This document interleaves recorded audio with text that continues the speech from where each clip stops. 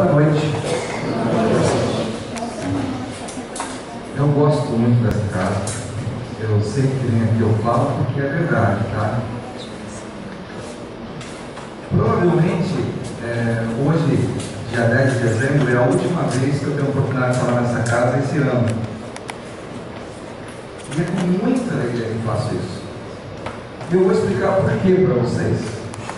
Além de gostar do pessoal daqui, o tema de hoje, para mim, resume todas as palestras que eu tentei fazer ao longo do ano. Porque ao longo do ano eu fui contemplar alguns dos mais diversos títulos. Em todos os momentos, dentro das minhas limitações, eu sempre tentei falar um pouco do nosso Mestre Jesus. O quanto ele é importante na nossa vida, o que ele significa realmente para nós. E hoje me deram a oportunidade de falar sobre a coragem da fé. A fé nesse Mestre, nesse nosso divino irmão. Então, para mim, é um motivo de extrema alegria estar hoje aqui, porque nós todos somos conclamados, todos os dias da nossa vida, a dar testemunho da nossa identificação com Ele, do nosso amor com Ele, de falar para as pessoas o que Ele representa para nós nas nossas vidas. E quando a gente acredita que Jesus é o centro de nossa vida, nós estamos nos colocando em sintonia com Ele, e dessa maneira estamos nos colocando em sintonia com o nosso Pai, com o nosso grande Pai, com o nosso Deus. Jesus, quando esteve aqui, ele disse assim: quem me vê, vê o meu Pai. Por quê? Porque eu faço as coisas que meu Pai quer. Então, quando a gente olha para Jesus, lembra de Jesus, começa a pensar no que ele fez, os ensinamentos que ele deixou, nós temos que entender que aqueles ensinamentos estão sendo orientados por nosso Deus, que representa o que Deus efetivamente quer que nós façamos. E quando a gente pensa nesse Evangelho, ele diz, eu gostaria de ler um trechinho apenas para vocês, diz assim, Jesus começa, até parece que está meio bravo, mas Jesus nunca foi bravo.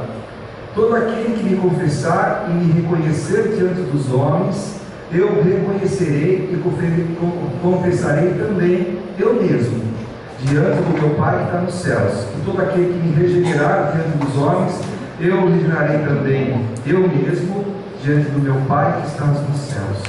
Se alguém se envergonha de mim e das minhas palavras, o Filho do Homem se envergonhará também dele, quando vier em sua glória e na de seu Pai e dos santos anjos.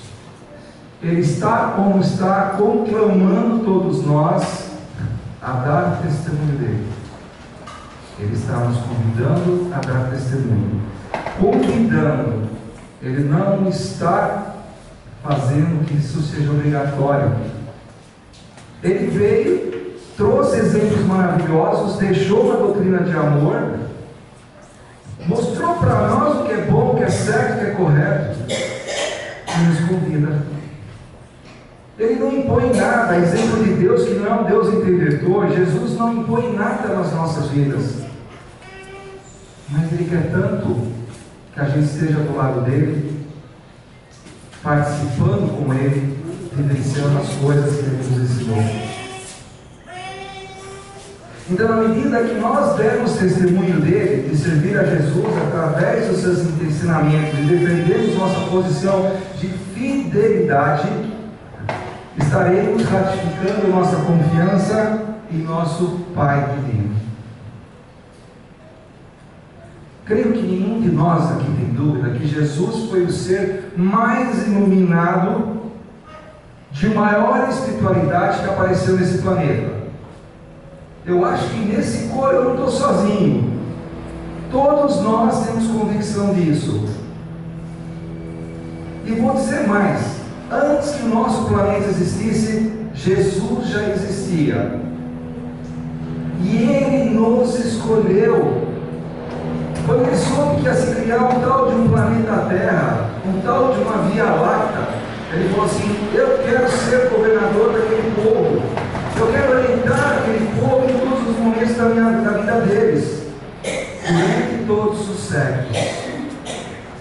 Então, antes do nosso planeta existir, e antes de existir aquilo que nós chamamos de ser humano, Jesus já era o Cristo e nos escolheu. Olha que bonito. Isso é ou não é uma grande bênção?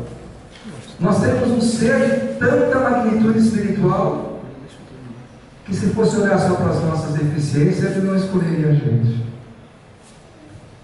Então ele nos pede o quê?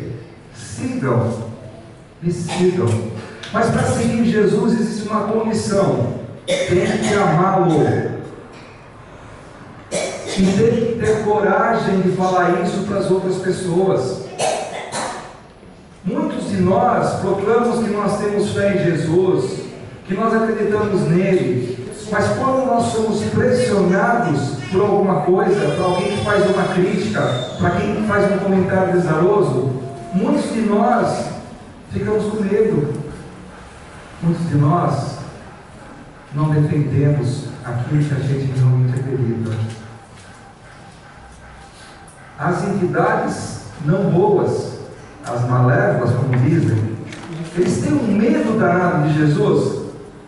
Não é porque Jesus seja ruim, é porque o amor dele é tão intenso que elas não conseguem firmar a afeição para ele. Como dizia um senador do Império, Públio Lentulus, na época de Jesus, ele escreveu uma carta e disse assim: é um homem de beleza incomparável. Ou as pessoas o amam, ou as pessoas o detestam. Aquelas pessoas que o detestam não conseguem olhar para ele, porque o seu olhar é tão meigo, é tão doce, que não conseguem enfrentá-lo.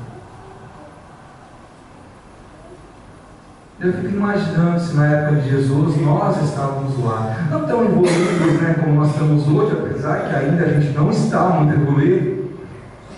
Se a gente teve esse privilégio de olhar para Jesus. Vocês já ouviram falar que nossa doutrina é uma doutrina de fé raciocinada, né? Ou seja, a nossa fé tem que estar embasada em coisas concretas, ou pelo menos palpáveis, entendíveis. Ou seja, não existe imposição de dogmas na nossa doutrina. Dentro da doutrina espírita, ninguém chega e fala: você tem que acreditar nisso porque é dogma de fé.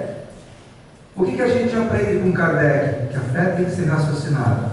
Então nós temos que entender por que nós temos esses princípios. E eu vou me arriscar hoje a falar que nós temos que entender por que Jesus vale a pena, por que nós devemos colocá-lo numa amplitude espiritual tão elevada. Quem foi esse tal de Jesus? É lógico que eu vou falar rapidamente, senão nós ficaremos aqui até amanhã no mínimo, para que a gente possa entender de onde que vem esse amor dele para a humanidade. Jesus dividiu a história.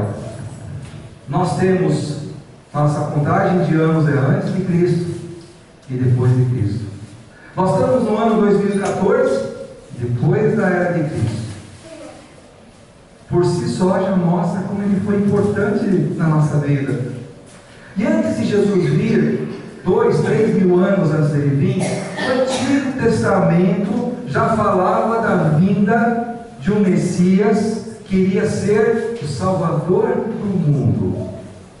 Ele já veio com o rótulo de que seria o Salvador do mundo, que nasceria numa cidadezinha de Nazaré, uma pequena aldeia que tinha em torno de 100 casas apenas. Vocês sabem o que é 100 casas? A gente pega uma rua aqui qualquer, você vai contando as casas de um lado do outro, 100 casas dá rapidinho. Nazaré tinha esse tamanho. Bem longe das dimensões que a gente tem hoje, Jesus veio numa cidadezinha pequena. E ele teve, sua mãe o teve, uma manjedoura. E aí já foi a primeira lição de humildade de Jesus para todos nós.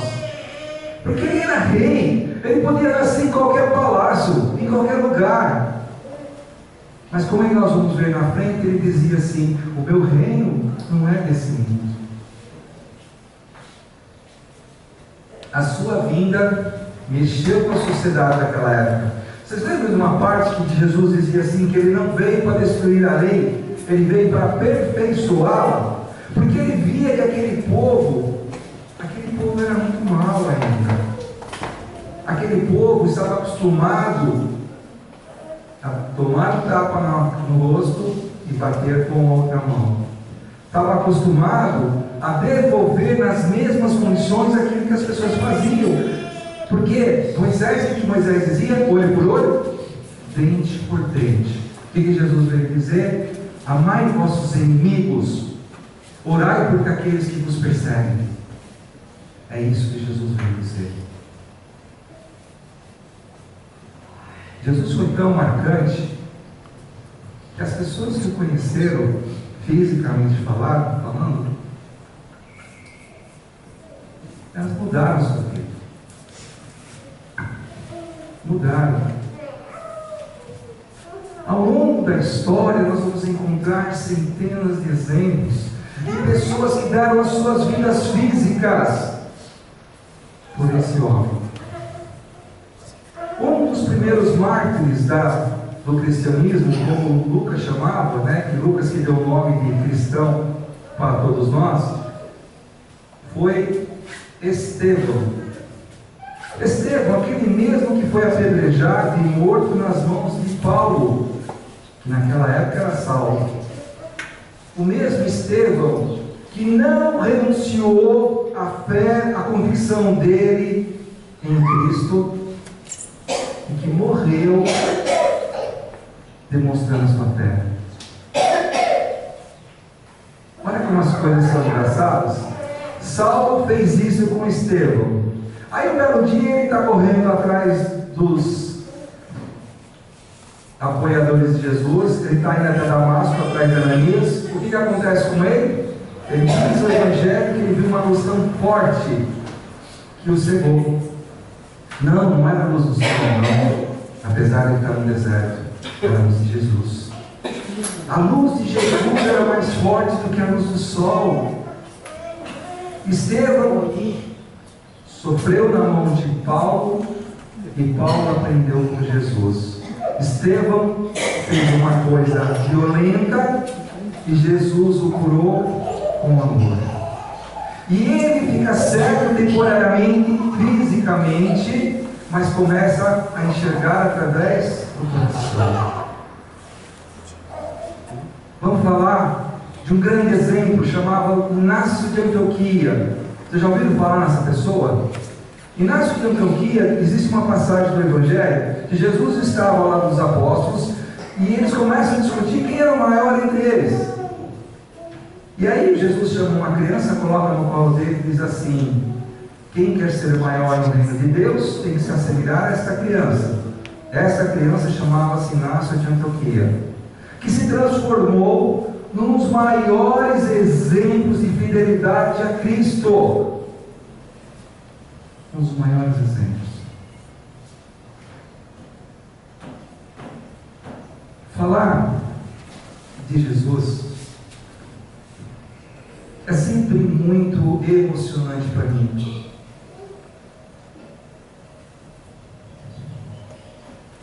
Porque ele nunca pregou mal no tempo que esteve aqui. Ele nunca desejou mal a qualquer pessoa. Antes ele dizia que a nossa vida tinha que ser regada de caridade, de paciência, de compreensão, de respeito, de humildade.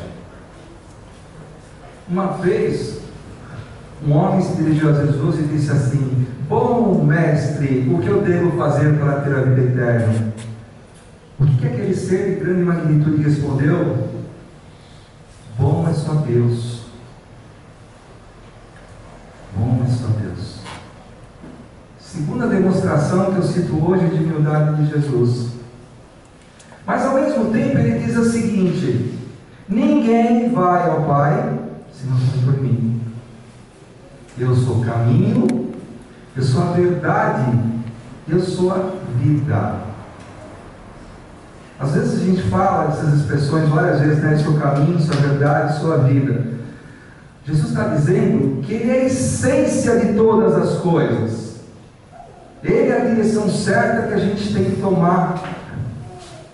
E Ele representa a verdadeira luz. E Ele venceu o mundo.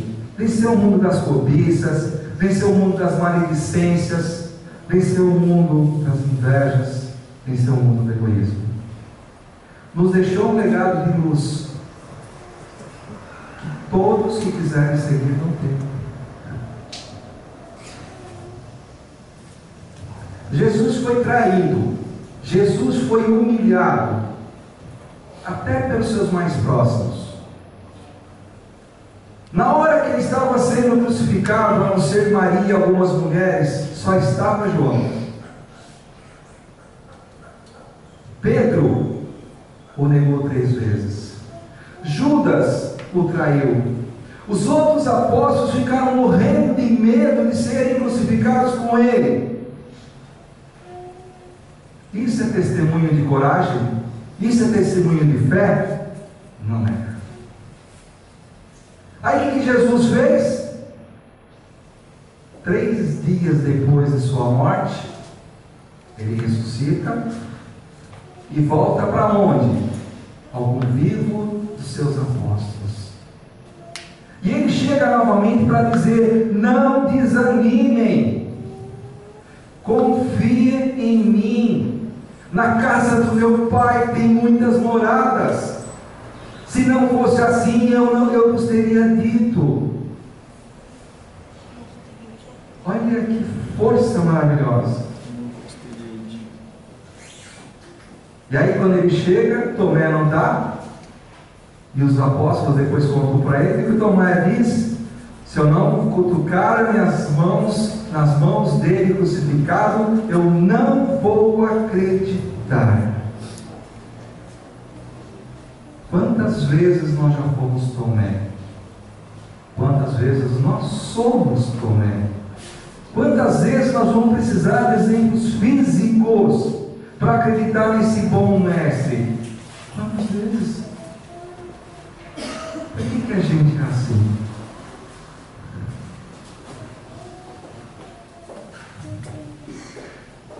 Eu gostaria de tomar a liberdade de ler um texto de Divaldo Franco, que ele fala sobre um pouco de Jesus. Quem o segue verdadeiramente adquire uma coragem, uma couraça de paz e de harmonia, e é capaz de enfrentar as mais difíceis provas, inclusive aquelas que aniquilam a vida física. Jesus, o Cristo, na realidade, ao longo do tempo, mais se encontra fortalecido e presente, transformando-nos. O Cristo não nos deixou, nunca nos deixou. A sua morte física não representou a sua ausência para nós. Ele continua vivo. Ele reverteu a realidade da vida, transformando a humanidade através do amor. E é através desse amor que Ele comove, entusiasma e convence as pessoas a segui-lo. Aquele que conhece o nosso Divino Mestre jamais será o mesmo. Ele tem a capacidade de penetrar na alma e dulcificar as amarguras, combatendo as fragilidades e erguendo o indivíduo combalido, fazendo dele um herói. Olha só que frase: com Jesus eu sou capaz de enfrentar tudo. Com Jesus eu não temo nada. Quando a gente fala o herói, a gente vê muito isso na televisão, a gente vê aquele cidadão que se desvia de bala de um lado, que pula de um carro para o outro, que seria quase um super-herói, né? Imbatível. E aí Divaldo vem nos dizer que quem está com Jesus é um grande herói. Não tem medo das dificuldades, não tem medo das amarguras, não tem medo de amar as pessoas e não ter retorno. Não tem medo. Por isso que Ele se tornou o mestre de todos os mestres, por todos os tempos. E até hoje, Ele está falando para nós como? De mansinho. Jesus não grita com a gente. Ele está falando através dos nossos mentores, está falando através das pessoas que nos amam e que diariamente chegam para nós e dizem: não faz isso, o melhor seria fazer tal coisa. Jesus está ali. Cheguei hoje, fui tomar um passe. O que a gente escuta no passe? Que Jesus proteja. Vamos fechar os olhos e imaginar a figura do Cristo, do nosso mestre, do nosso amigo. Porque ninguém vai ao Pai sem Ele. Se eu quero ter sintonia com Deus, eu tenho que ter sintonia primeiramente com Jesus. Não funciona de outro jeito.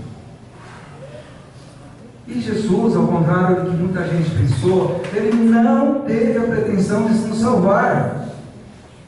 Mas Ele nos ensinou os métodos de salvação. Ele não chegou para todos nós e falou assim: você está salvo, você está salvo, você está salvo. Não, Ele falou assim: você quer ser salvo? Faz tais coisas, siga o meu exemplo. É isso que Jesus fez.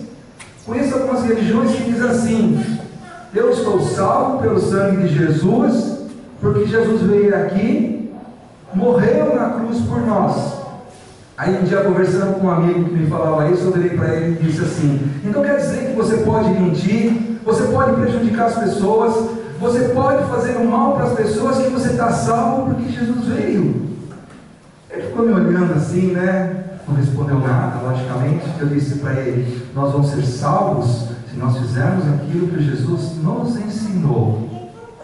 Então Ele não veio salvar as pessoas, Ele veio dar a condição de cada um se salvar. Porque a cada um será dado segundo as suas obras. Não tem mágica.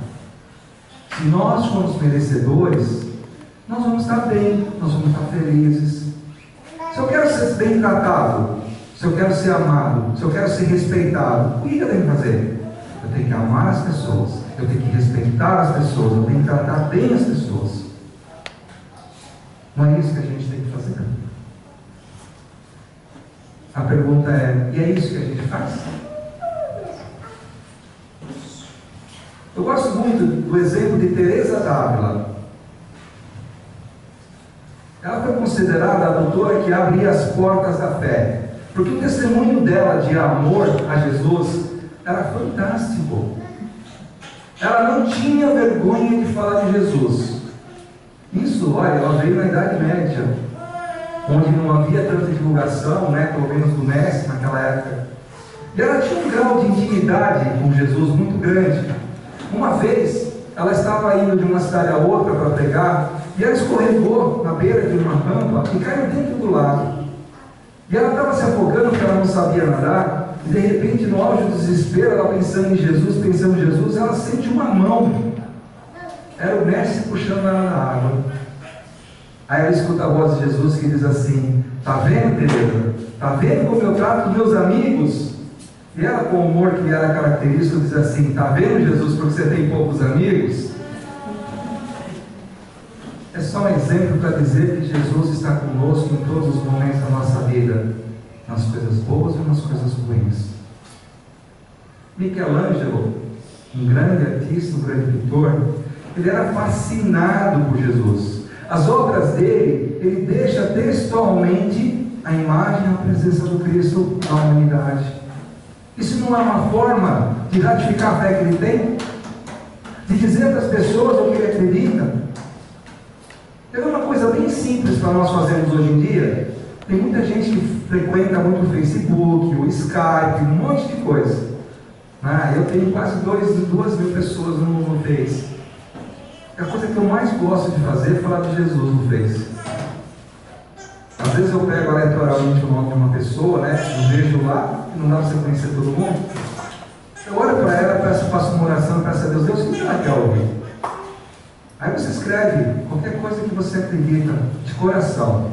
Muito obrigado por ser minha amiga, eu espero que Jesus esteja presente na sua vida, que você seja uma pessoa feliz, que você tenha muita luz, porque Jesus é a luz. Sempre acontece, no dia seguinte está lá: obrigado, eu precisava tanto ouvir isso. Chegou no momento certo. Aí eu pergunto, quando não é o momento certo de se falar de Jesus? Quando não é o momento certo de se falar de amor, de compreensão, de carinho? Todos nós somos sedentos. Nós somos sedentos de amor. Eu não consigo pensar na minha vida sem Jesus como centro de tudo. Eu brinco que com 56 anos de idade eu estou apaixonado por Jesus.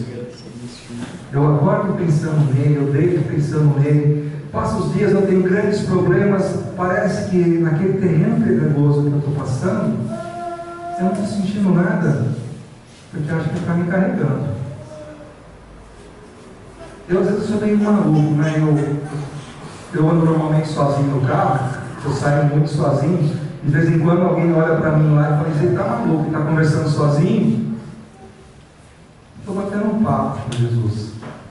Eu ainda não consigo ouvir a resposta dele, mas eu coloco todos os meus medos e minhas aflições. Eu peço a ele ajuda, discernimento, sabedoria. Quando as pessoas fazem aniversário, eu não costumo dizer assim, eu quero para você saúde, paz, equilíbrio, muito dinheiro no bolso. Não, eu quero sabedoria para você em nome de Jesus. Então nós somos convocados todos os dias para dar testemunho da nossa fé, da nossa crença, daquilo que a gente realmente acredita. E nós vamos nos sentir cada vez mais fortalecidos na medida que a gente der esse testemunho. Nós não temos que ter medo, cara. Ele está sempre com a gente. Digo mais, ele diz que onde 2 ou 3 estiverem no meio dele, ele estaria presente. Nós não estamos pensando em Jesus agora? E por que a gente não pode imaginar que ele está aqui? Talvez fisicamente a gente não consiga ver. Por que a gente não pode imaginar que ele está de pé olhando para todo mundo, sorrindo e dizendo, sejam bem-vindos! Estou muito feliz em vocês estarem aqui, dê testemunho da minha presença, da minha vida, daquilo que eu acredito. Eu quero ver vocês felizes. Eu quero ver vocês em paz. Eu quero ver vocês num clima de harmonia. Eu quero ver vocês se amando. Será que é ilusório pensar que ele estaria fazendo isso com a gente agora? Penso que não.